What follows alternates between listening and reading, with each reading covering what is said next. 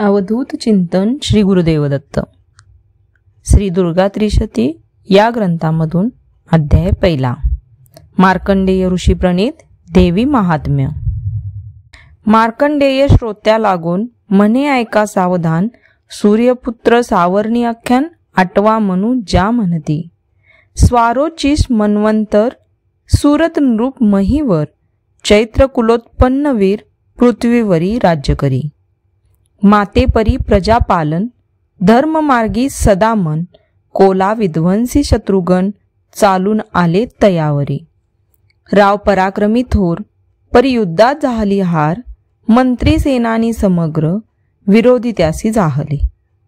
गेला सर्व प्रभाव राजा झाला दीन मानव, आश्वावरी होऊनी स्वार काननांतरी निघाला.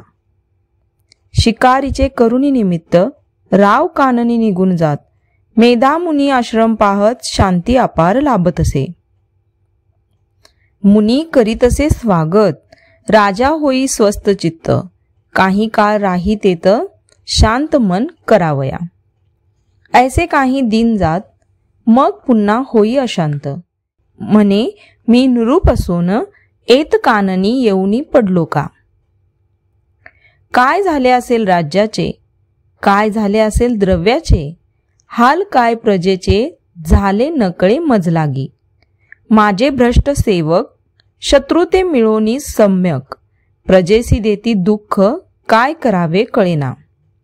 चिंता करी निरंतर मन अस्वस्थ आणि अधीर, न राहे एक क्षण स्थिर, व्याकुळ जाना होत असे.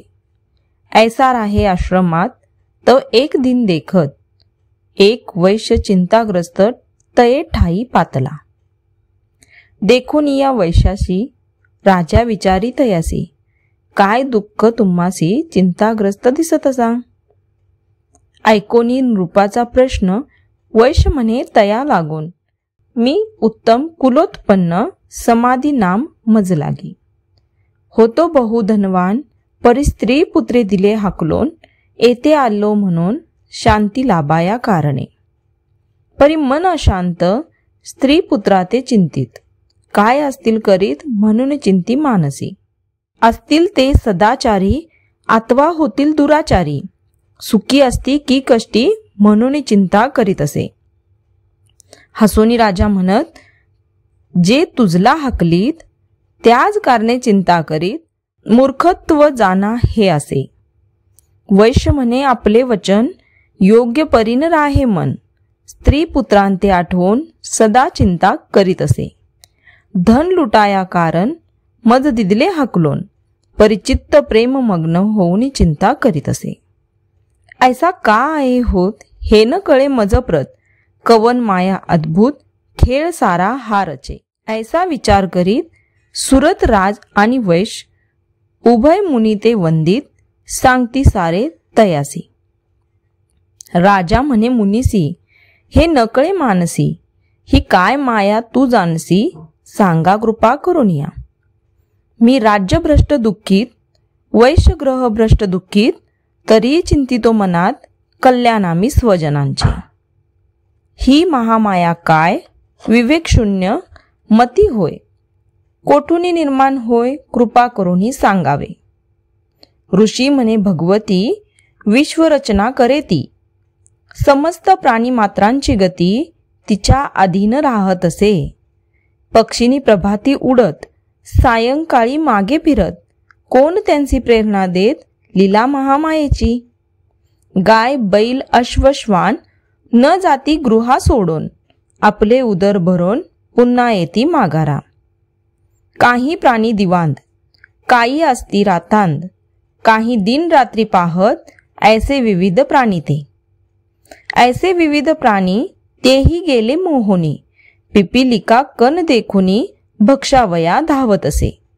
धावे गज पोटासाठी, धावे व्याघ्र मृगासाठी, मृग धावे तृणापाठी महामायेच्या प्रभावाने.